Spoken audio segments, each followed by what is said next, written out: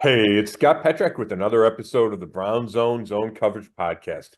The Browns played slightly better Sunday in Philly, only slightly, and still lost 20-16. They've dropped four in a row and are 1-5. Deshaun Watson is still the quarterback, and Kevin Stefanski continues to defend the decision. At least Nick Chubb is expected to play this week. Here to discuss, as always, is Dave Chudowsky of the WKYC Morning News. What's going on, Chud? Scott, are you sure Chubb even wants to? I mean, would you want to come back to this? I don't I, know. I do not know that for sure, Chud. I hope we talk to him this week. I know. I think there is a discussion there that is it worth bringing him back when it looks so lost. I guess it's the playoffs aren't out of it. He wants to come back. He's in his last year of his contract, but it is an interesting point. Like, what are you coming back for as a team that is really bad? Yeah, I think if you work that hard to get back, obviously you could sit there and go, well, would you want to run behind that offensive line? Was it even worth it on this team going nowhere? But, personally for him, I mean, you want to get back after that such a low blow in your life, dreadful thing to happen. For him personally, I'm sure he wants to get back. Yeah, that and I think the reality is it's the last year of his contract. You probably want to show that you can play, whether it's to stay here or to go somewhere else, as opposed to there be a giant question mark if you haven't played, in 2 years, really, you go from September 18th, 2023 to 2025. So I think there's a reality, but I think your point is the most important one. You work so hard, you want to play football. That's what Nick Chubb does. He wants to come back and play. And he probably thinks that he can help this team and make a big difference. And maybe he can. The Nick Chubb that we've always seen would make a difference. And we still have to see if that's the same Nick Chubb. How many carries can he get? All those things. I think, that's a little bit down the road. I don't expect him to go out there and be, the featured back and get 20 carries. But can he help? Can he give an energy boost? I think that's undeniable that he will do that. We saw the Browns run it more against Philly and run it with a little bit more success. 25 carries for 100 yards, first time they got to 100 yards. So maybe that's, if we talk big picture, how does this team finally get something going on offense? It's probably through a run game.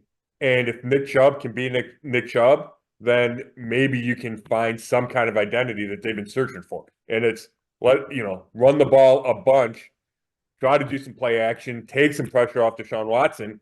And if Chubb's Chubb, then that will help if you try to do it that way. Yeah. Well, this isn't how I expected to start. I was just kind of feeding off of your comment there from your well done intro that I know that you work very hard on each week and you do so well. And by the way, listen to you. I say I catch you like maybe half the time on Mondays. You're always on 92.3, around 11 o'clock every Monday? Yeah, 11 o'clock. Yeah, you do a great job, man. I always enjoy listening, but I already know that from having you on TV and doing this with you. But I appreciate that. yeah, Bud. I caught you yesterday, so we'll get into some of the things you talked about there. But I think the first thing I would have started out by saying is, boy, at least thank goodness, even though last night happened, thank goodness we have the Guardians. Because, boy, I went to that game on Saturday, and that was just awesome. What an exciting time to get into the Final Four of the ALCS. Just something we haven't seen the Browns do since 1989. So, just man, how fun is that team right now? And again, a team that believes in each other, seems to really love or like each other, opposite of our football team. Yeah, I think all that's fair. I really enjoyed it. I covered a couple of the Tigers games, game 2 and game 5. So it was cool being down there. I like covering baseball. It's a nice change of pace, especially when you get to the playoffs. And so much is riding on every pitch. The intensity is through the roof. Then we get to ALCS, so I expect to be down there probably Thursday and Saturday. It's a fun time, and I think you're right, Chud. For all the fans that overlap, Browns and Guardians, at least is the Guardians give them a respite. I'm on this text chain with a bunch of buddies, and it's 95% Browns chat, but it's more Guardians this week, and that makes sense. And, if you're pulling your hair out about the Browns, at least you do have the Guardians to cheer for. Yeah, no question. Now, in your intro, you had mentioned the Browns played slightly better. I'm going to go ahead and look up slightly in the dictionary and see exactly what that means. But I'm kidding. But what I will say is it as much that they play better or that the Eagles are a train wreck as well? They're just a better train wreck. Yeah, the Eagles are a train wreck. There's no doubt about that. They had a couple receivers that bailed them out. A.J. Brown made a couple big catches down the field, contested catches. Devontae Smith goes for that long, 45-yard touchdown on the shell across, which, the Browns just, I know there was a good coverage and a good play call against that man coverage, but there's got to be somebody on that other side of the field that can keep a guy from running down the sideline untouched. But to your point, Nick Sirianni, their coach, is a bit of a train wreck himself. Yelling at fans, had to apologize, use his kids as shields up there in the post-game press conference, which was bizarre. But to answer your question, I do think the Browns played better, slightly better. And I know the opponent plays into it to some degree. But Deshaun Watson was 11 for 12 in the second half, still only 122 yards, still no touchdowns. I don't think that means Deshaun Watson has turned any kind of corner. I don't think it means, and we'll get into this, that he necessarily should be your starting quarterback. But 11 for 12 is better than Deshaun Watson has been, better than he was in the first half. 100 yards rushing is better than the Browns have been. They get a great play on the block field goal, scoop and score from Rodney McLeod after Myles Garrett jumps over the line. That's a legitimate play that I don't want to just dismiss completely. So I get it. I get 1 and 5. I'm not trying to gloss over anything. I'm just saying there are hidden nuggets in there that I think are legitimate. Not good enough, not nearly good enough, but there are those little things that if you're trying to desperately find something, not even to hang your head on, just to acknowledge, I think that was there. But again, the bottom line is not nearly good enough. And you go 11 for 12, but if you can't finish off a touchdown drive, which is part Deshaun Watson, it's part terrible penalties, false starts on Zach Zinter and then Jedrick Wills Jr., a holding call on Michael Dunn brought back a long run. Like all these things, all these recurring problems that the Browns have had, they're the same problems week in and week out. But Watson was better. Not good enough, but better. So you just gave me about 4 directions to go there with what you just said. And I was going to go Watson next and dive right into that. But before I do that, 4 straight losses now. And Stefanski said after the game that they've been fighting, that this team's been fighting. And when you bring up Myles Garrett and that blocked field goal, and there's certain things where I say, all right, yeah, some of these guys are still fighting. But overall, the body language of many of them, and going into a thought that I had a couple weeks ago or last week, and we discussed whether they're fighting and do they love each other and this and that. Do you believe that they are still fighting, Scott, like Stefanski says? Do you feel that they are giving that 100% belief that they have each other's back and they are fighting to get victories? Great question. My first thought is the coach, you better say that, because if they're not fighting, you're in trouble. So just because he says that doesn't mean that they are. And then my other thoughts are, yes, I think they're fighting. I think they're playing hard. I didn't see any examples where I go, oh, that guy's not trying. Or I think they're playing hard. I think they're trying to win these games. I don't think they have cashed it in to any degree.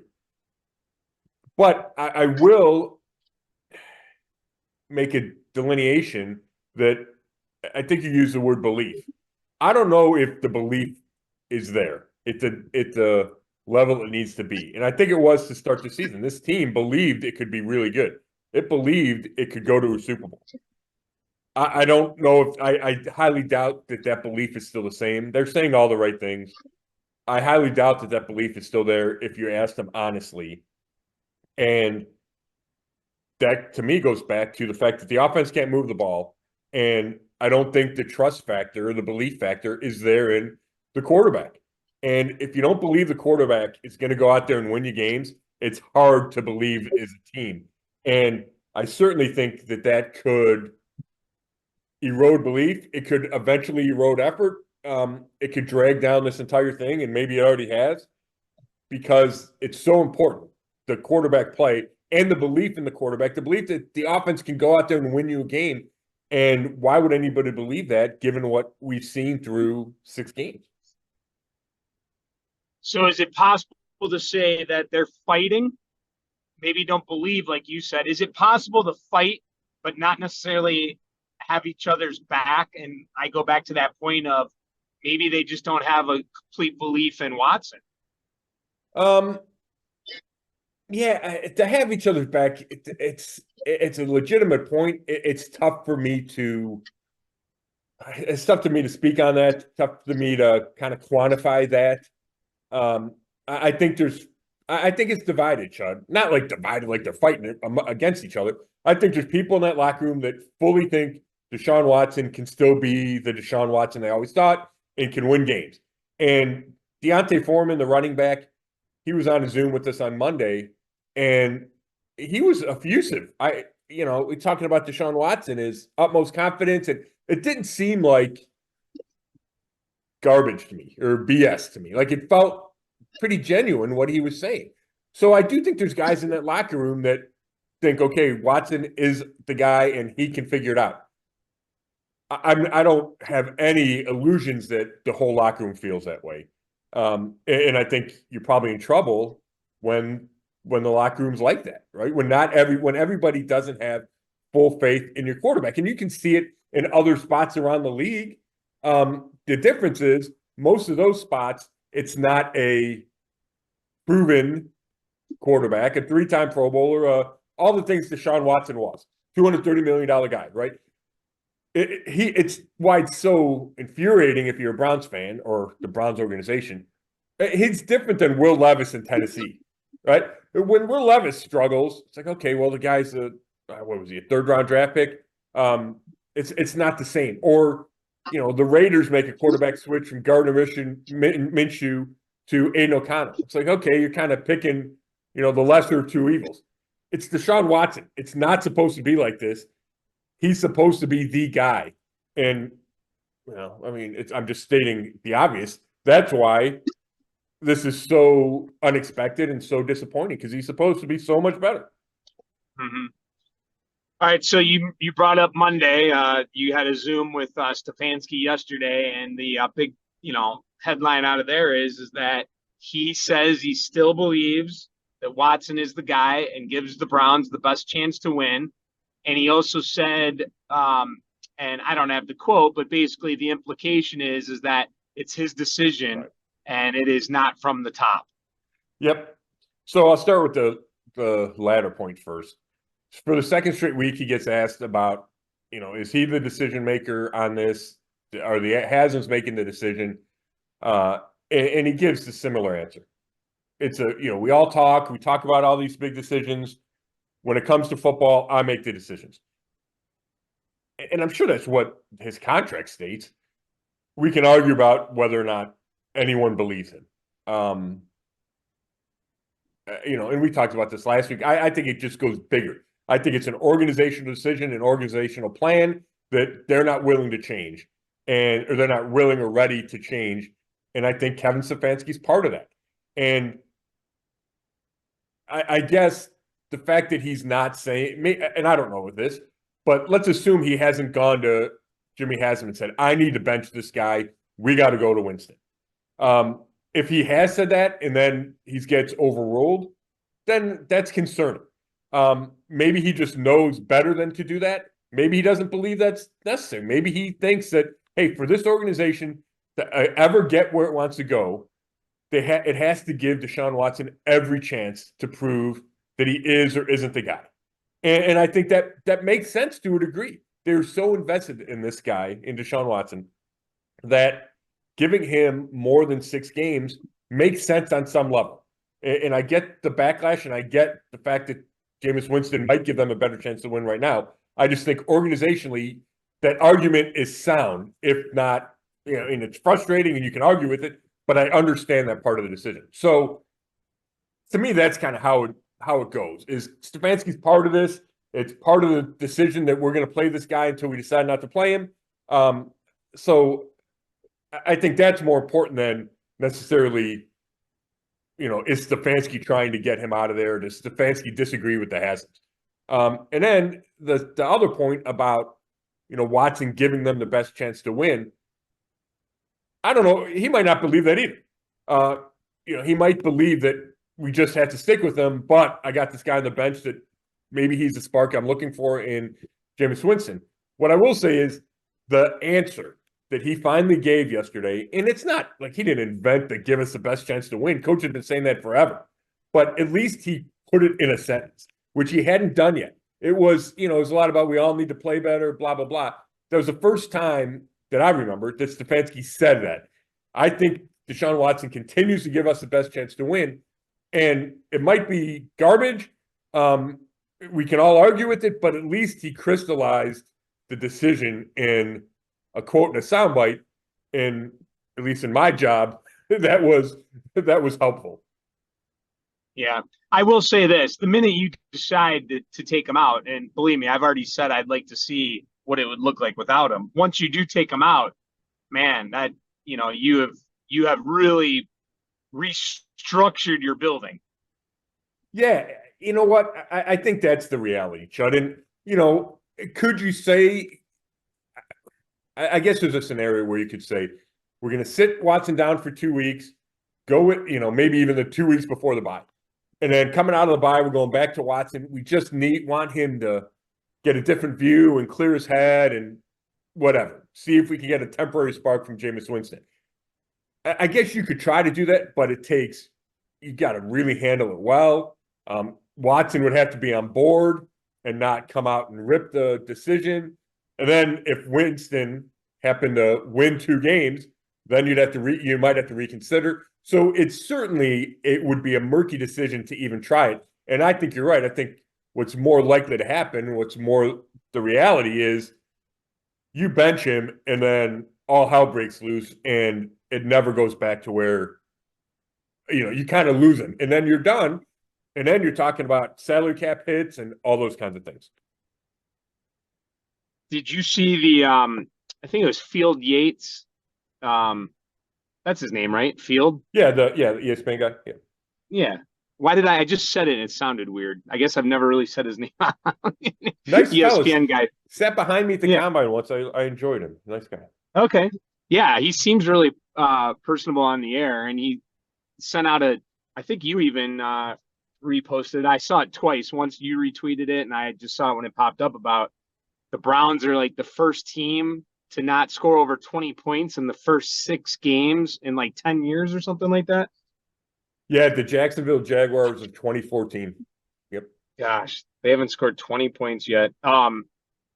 So one quote, and I'm not going to quote him, but basically Watson talked about after the game how he feels like they are close.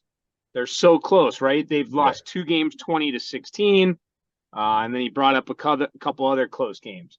So I hear what he's saying, but my counterpoint to that would be, well, Deshaun, that's where you come into play, and you're supposed to be the guy that makes the difference, that carries you over to win all of those or most of those close games. You need to be – we see quarterbacks do it in the NFL all the time that make the difference, and that's my argument to him. That almost makes it more glaring to me. Like he was making a quote that made it seem like positive towards them. Hey, we're close.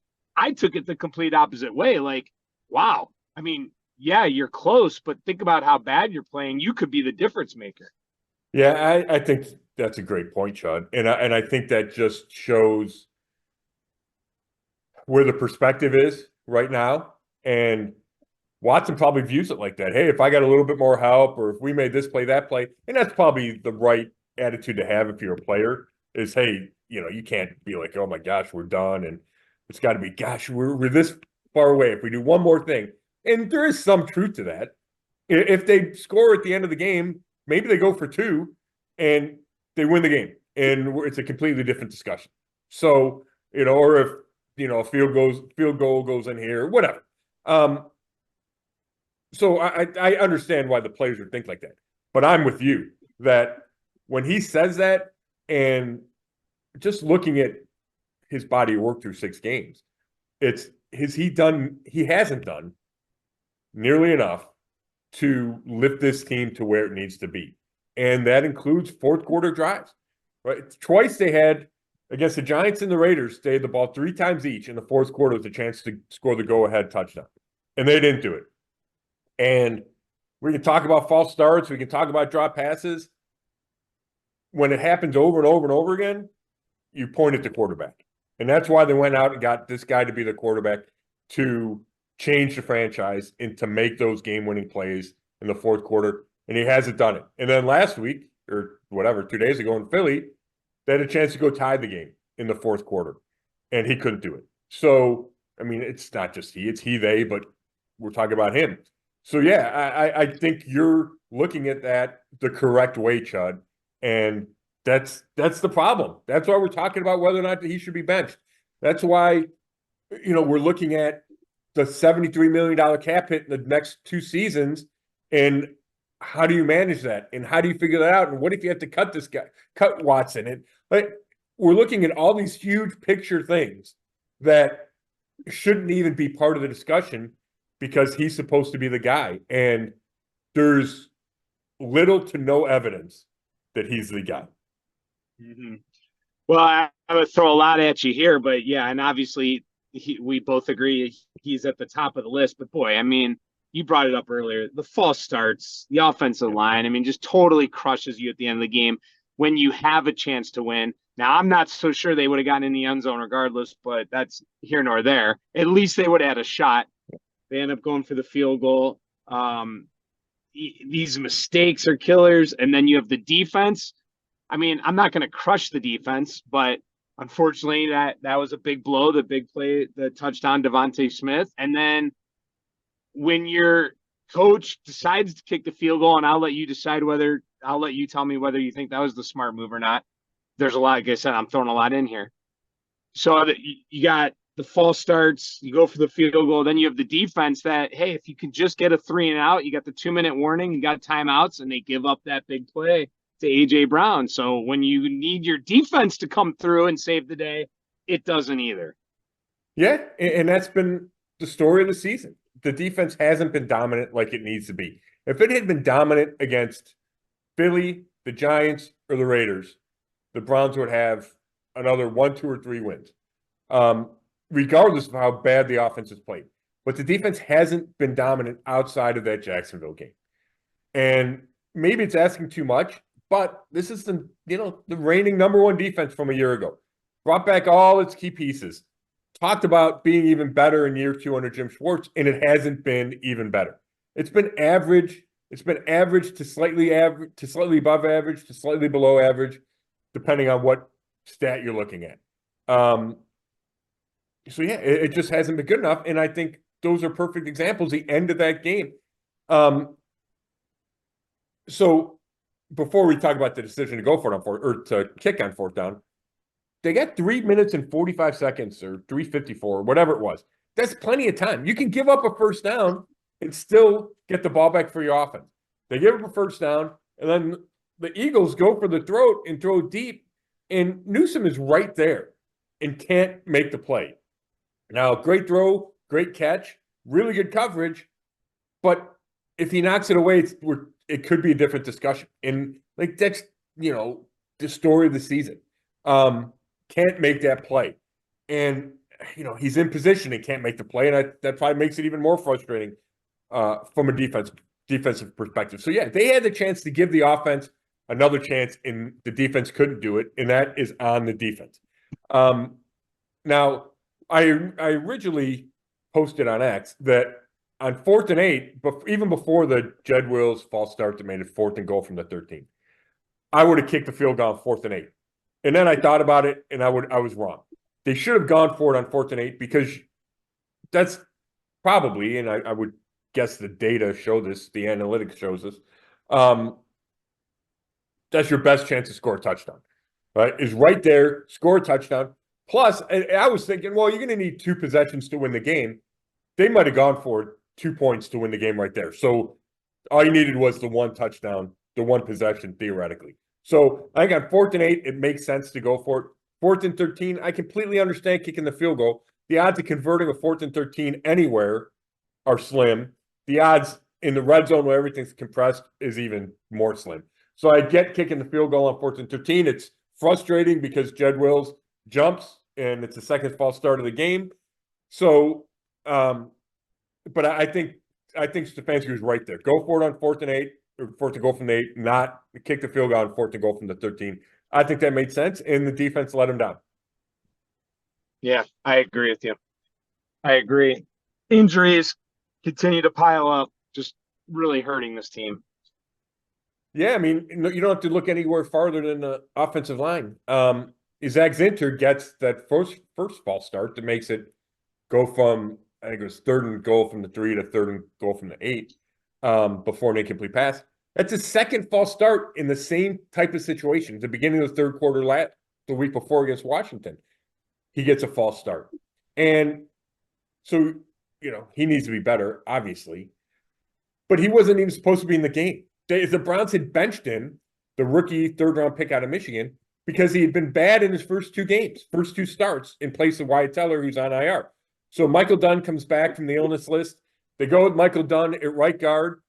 Nick Harris is playing center because Ethan Posick is out with a knee injury.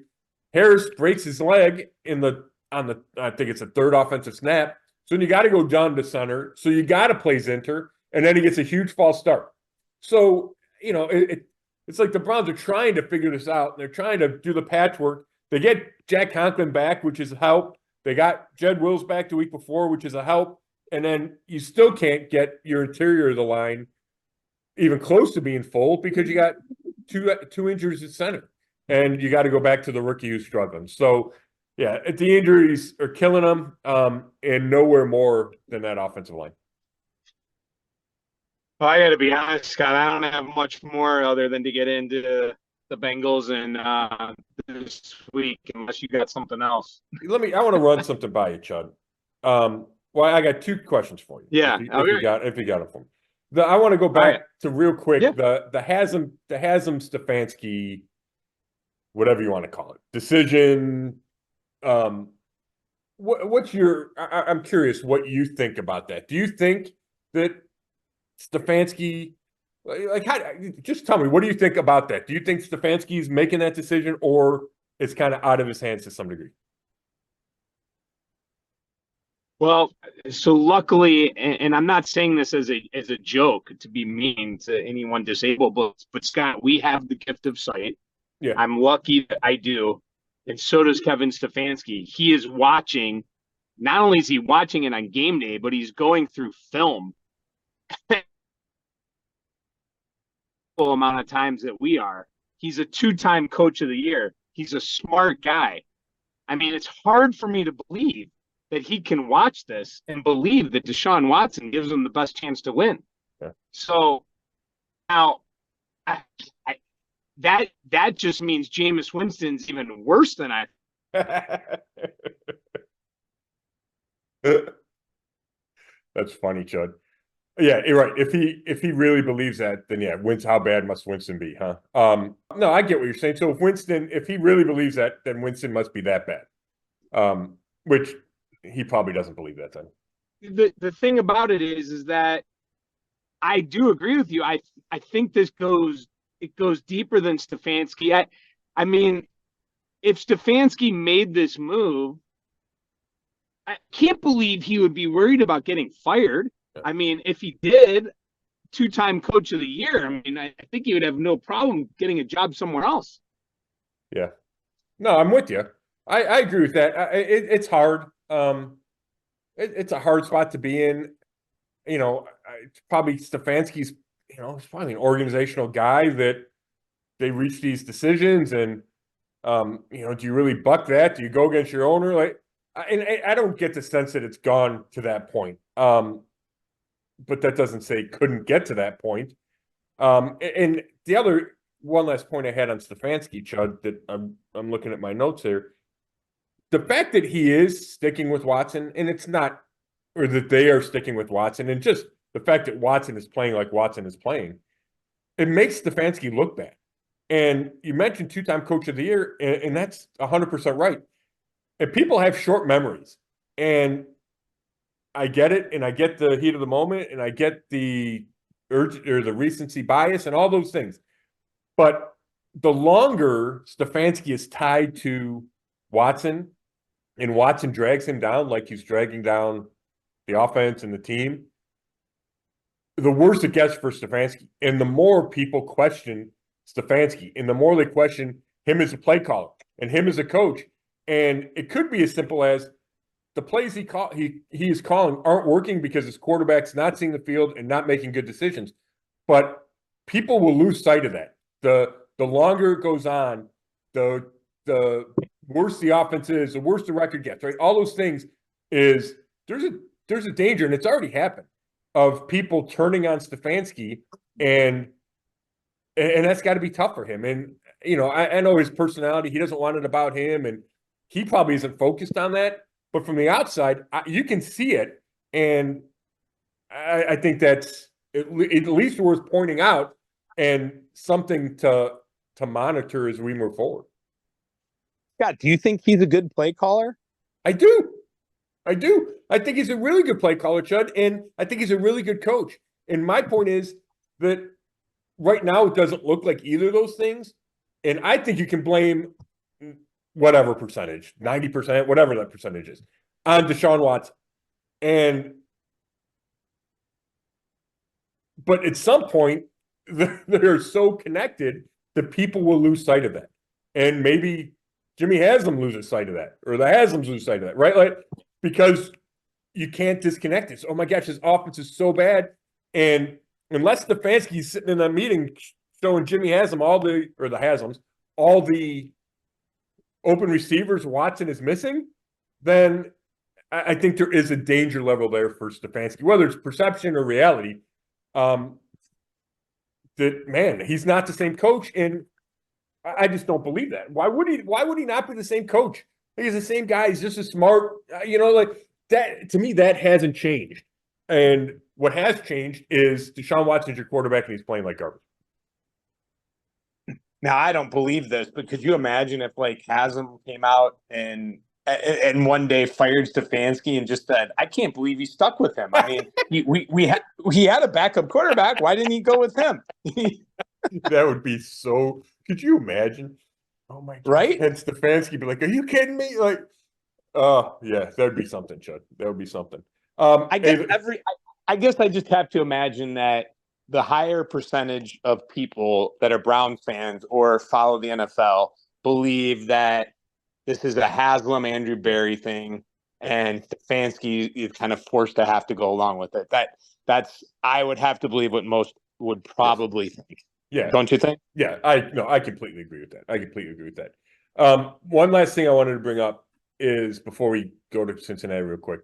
So I'm watching ESPN yesterday, and I think it's Dan Orlovsky brings up that the Lions should call the Browns about Myles Garrett because Aiden Hutchinson, breaks his leg and it's done for the year.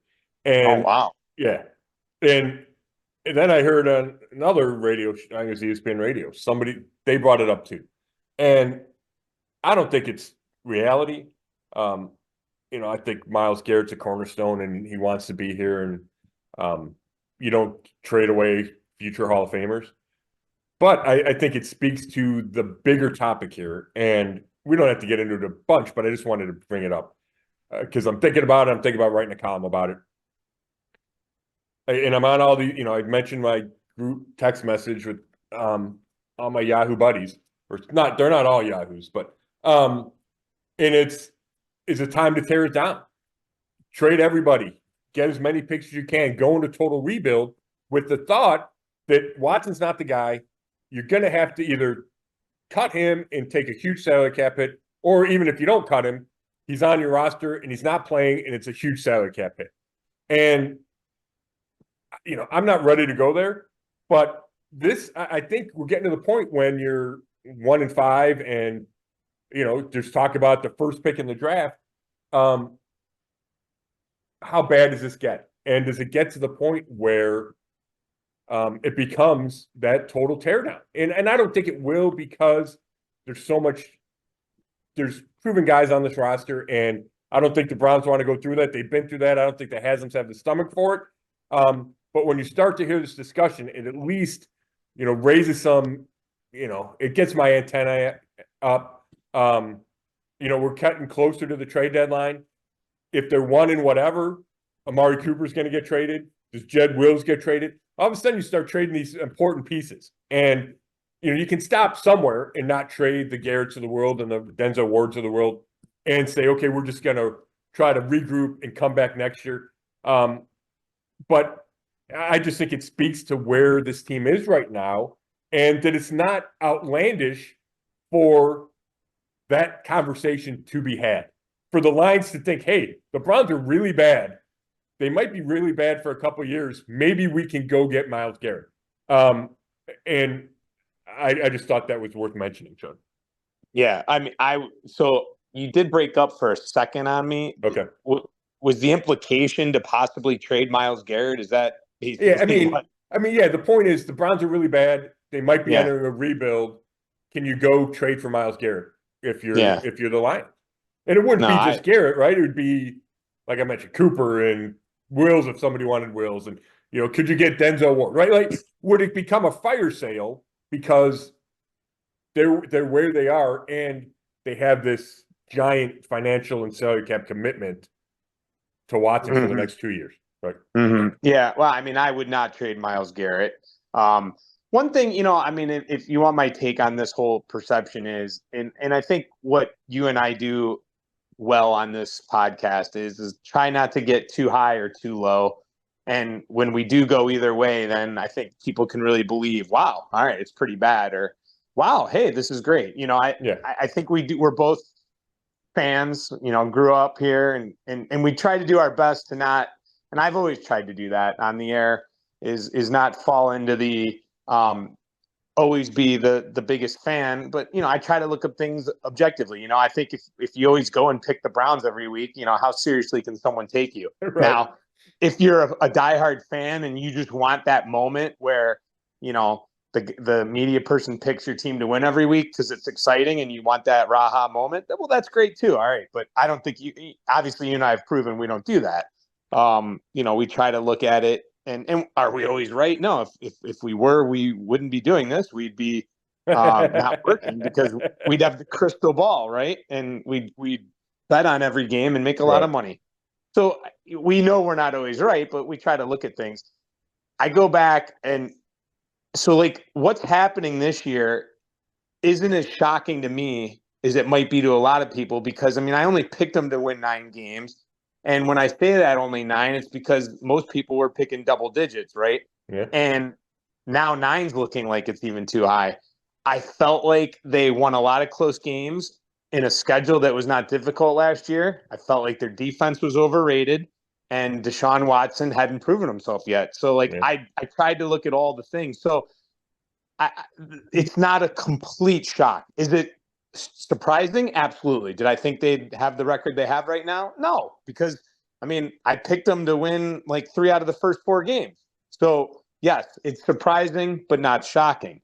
That said, I don't think that they're near a complete rebuild. They still have, they still did well last year. They made the playoffs. That's very difficult to do in the NFL. So again, my approach is not to get too high or too low. This is a team capable of making the playoffs. And I just don't see the complete rebuild aspect of this, because as we've talked about many times before, if they had a quarterback, we saw what they did with Flacco last year. So I guess I would not do the complete rebuild. That being said, you are getting closer to that the worse it gets. And if you lose the locker room and players get hurt, and then you get maybe people upset and they want out. So you could head in that direction, right?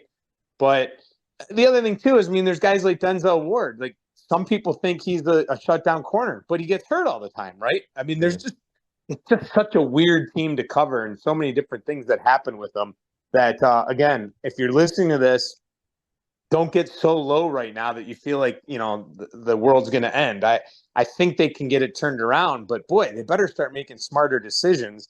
And I guess the other problem too is it just feels like that drama's back in Berea, right? Yeah. They winning last year, there wasn't the drama. How many times do we talk about that when they're doing well? When they made the playoffs with Baker Mayfield, there didn't seem to be as much drama. It kind of goes hand in hand. I really think there's something there, and I do think it starts at the top with the ownership. Yeah, I think those are great points, Chud, and I'm with you on the rebuild. And I just thought it had been bouncing around my head, so I wanted to bring it up. But I'm with you. I don't think that they are that far away now. They're going to have to. Let's assume this keeps going in this direction. They're going to have to figure out the Watson salary cap hits. And I've been reading stuff about from people who know the salary cap better than I, and how you can get around it and what they would have to do and the options. So I think they can figure it out. It's going to be hard, but I think they can figure it out to a degree. And then they're going to have to find a quarterback. I mean, if you find that quarterback, like Washington went from nobody thought they'd be any good to all of a sudden, hey, they might be a contender because looks like they have their quarterback in Jaden Daniels. So, so that's so that's obviously gonna be the next big thing. But I'm with you. I don't think they're there, and I don't think they should be there. I don't believe in tanking in the first place. I don't believe in tanking when you have a roster like this, and it seems salvageable if you can go find your quarterback, just like they did at the end of last season. You're 100%. You're 100% right about that. So I just think it's an interesting thing. And when you talk about, are you stunned? I'm stunned, but the reason I'm stunned is I thought Watson would be better than this. If you had told me, and I wasn't guaranteed, like I wasn't convinced that he'd be better, but I thought he'd be better, and I thought there was enough around him. But if you told me Watson was going to be the worst quarterback in the league, then all of a sudden 1-5 is not outlandish, and that's what happened, right? That's how we're here, is because Watson has been this bad, and the offense has been this bad, blah blah blah. But that's why you go from thinking, oh yeah, they're going to win 9 or 10 to now the over/under is like 4.5. And if you wanted to bet on it, right? They dropped from 8.5 to 4.5.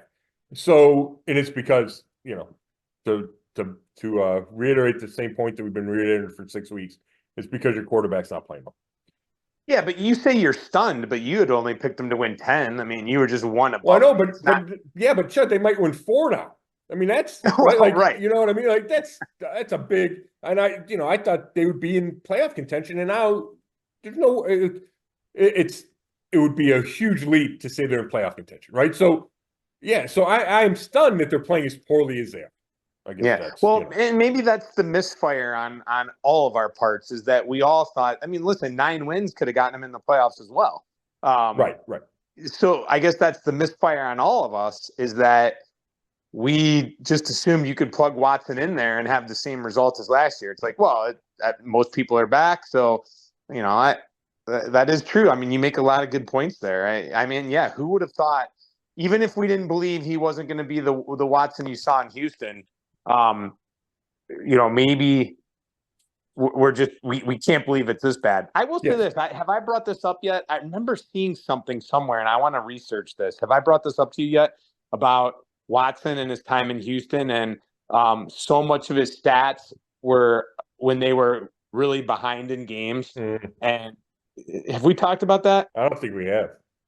Yeah, I'm going to look that up. I saw something very interesting that now I followed Watson more from a fantasy football standpoint and all his numbers that he had, but I didn't really pay close attention to, one year I know they weren't good. Their record wasn't good, even though he put up big numbers. I just wonder if there's more to the history of this guy.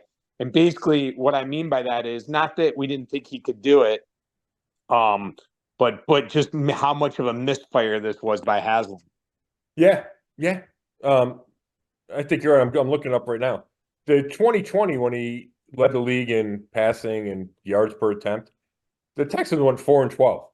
So, if you want to make any conclusions from that, you can.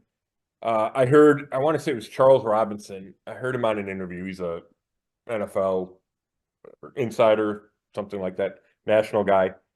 And he said that he talked to an executive who watched the Houston practice, and he felt like Watson kept looking over the sidelines to the coaching staff, and it just struck him as he doesn't have a full grasp of what they're trying to do. And this is when he was playing the best he played. So, it's like you hear stuff like that, and then you can connect it to, man, it doesn't look like he's seen the field, or, he's not making the best decisions. And you wonder if the Browns were, number one, so desperate for a better quarterback than Baker Mayfield and somebody that they thought could take them to the next level, that they ignored the warning signs. And not to mention all the off-the-field stuff, right, that they openly ignored or rationalized or whatever, but ignored the things on the field that maybe some other teams would have seen. And I didn't see him. I mean, I thought he was a top 5 quarterback. I thought that was pretty much the consensus, that he was a top 5, top 8 quarterback. But they're supposed to know better, right? So maybe there were those warning signs. And then we could talk about this for 6 hours, Chud. But then you have the is he different person? Is he different mentally, emotionally after? And there's no way. I can never say this the right way. After everything he's been through. And that's not to put him as a victim. I'm not doing that. I just mean everything that's transpired with Deshaun Watson in the last 4 years. Is he not the same play? Is he affected mentally and emotionally where he can't play to his ability? And I think that's a real possibility, and something that is probably affecting him and his performance. And it looks like he's never going to be the same guy again. Well, in the factor of admitting when you're wrong, I will admit that I understood why they did it and got rid of Flacco and went the way they did, but agreeing with it, I was wrong there. And how silly can they walk into that building in Berea right now and just be like, oh, that was definitely the right move to make. I mean, are you kidding me? Gosh, no. I mean, I thought maybe, all right, because he did not play well in that playoff game. And I'm like, all right, well, the ride's come to an end. And, but gosh, I mean, Flacco continues to prove people wrong. That was just a big mistake. Yeah, I mean, and, well, I guess, who knows if we'll see or we won't see, but is Winston any better than Joe Flacco, right? I mean, it'd be hard to think that he's better. The Browns, I think, made an argument when they made the Winston sign instead of Flacco, and it was for multiple reasons, and it was not to have the distraction. It was somebody to support Deshaun Watson. But I think there was also belief that they're similar players, Winston and Flacco. Well, if we ever see Winston, then we'll get a gauge on that. Is he anywhere close to Joe Flacco, who's still doing it with the Colts, although I think he's going to go back to the bench this week. But yeah, we've seen Joe Flacco still do it. And, it would have been, I understand why the Browns didn't bring him back, because we would have heard the clamor for Joe Flacco to play right now would be so loud that they would not be able to ignore him. He would have had to have played by now. If Joe Flacco were still on the roster, which is what they were trying to avoid, even though he gives you a better chance to win, blah, blah. We've been down this road a bunch. But I do want to say this, Chud, one of my buddies texted me, and, it could get ugly at the stadium this week. If Watson struggles again, he got booed in week 1 and week 3. There were Winston chants in week 3. So it could get bad this week, given that they've lost 3 in a row, all those things. One of my buddies said there's going to be Flacco chants. And I was thinking there's going to be Winston chants, but he could be right. We could have Joe Flacco chants at the stadium on Sunday, and that's going to be a really awkward thing if they're struggling again and Watson's struggling again and they're losing their 5th straight game. Mm-hmm. All right, are we ready to get to predictions? Yes, I know. That was a long detour I took down there, Chud. Yeah, let's get to predictions. Get you out of here. All right, you want to go first or second? So on the season, I think we got to go with our records here. Yeah. I am 3-3, and you are 2-4. I've got 2 wins. I'll take that. I think so, right? You got the last. Know. I got the last 2 right. Yeah, it was over 4. That's right. Yeah. The last 2. I'm on a heater. Yeah. Yeah. All right. You're a game up. I got a feeling we're gonna have the same picks for a while, but go ahead. You go first. Yeah. Well, obviously the Bengals are, coming off a win. It was Sunday Night Football right over the Giants. Yep. I didn't get to see much of it, really much at all, but I've been keeping an eye on them. They're obviously playing better. They lost a tough one to the Ravens, and I think they're just in a different spot now. The Browns do seem to own them. They do seem to own Burrow. What's that record? Is like 6-1 or something? What is it? That's a great question, Chud, and I meant to look it up before we got on here. Give me 2 seconds. You talk for a minute. Give me 2 seconds. Yeah. All right. Well, while you look that up, I know that they have dominated Burrow, and maybe they turn things around, but I don't think I can bet on it. Not with the way things are going. Would I be shocked if they won at home against the Bengals? No, but I just Cincinnati's playing much better, and the fact that they haven't scored 20 points yet in a game just leads me to keep going down this road. I will say they keep it close somehow, some way. I'm not going to give them 20 points just yet. We're going to go 23-19 Bengals. 23-9. See, Chud, you and I were thinking pretty similar here. Joe Burrow's 1-5 against the Bengals. 1-5. So it was 1 off. Yep. 1-5. All right. Yeah. 0-1 last year.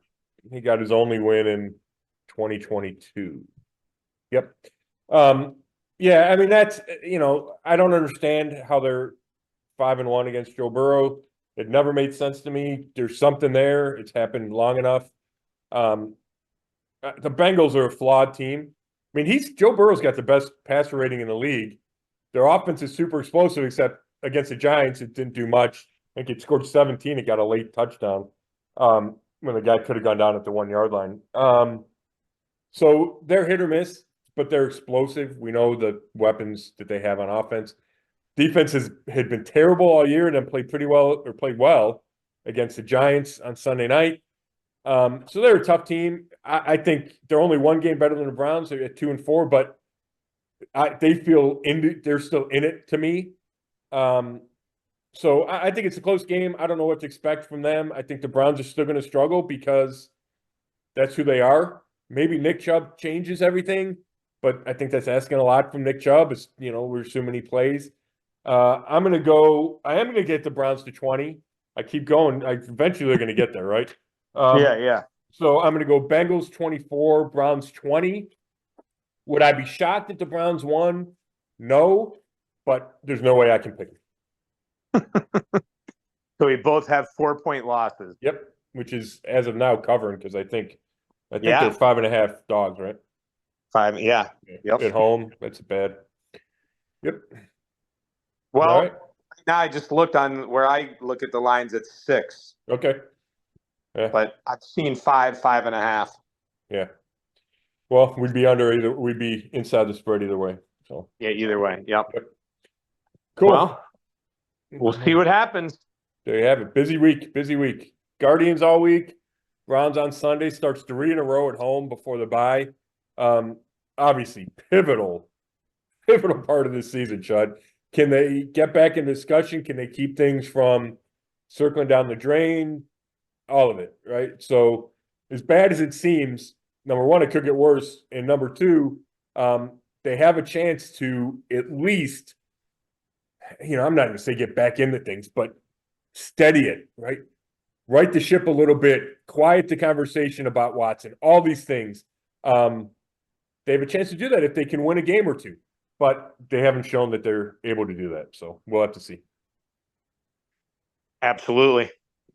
Cool. I appreciate it, Chud, as always. Thank you so much. Thanks, everybody, for listening. This has been another episode of the Zone Coverage Podcast, and you can read all my work at brownzone.com. Thanks.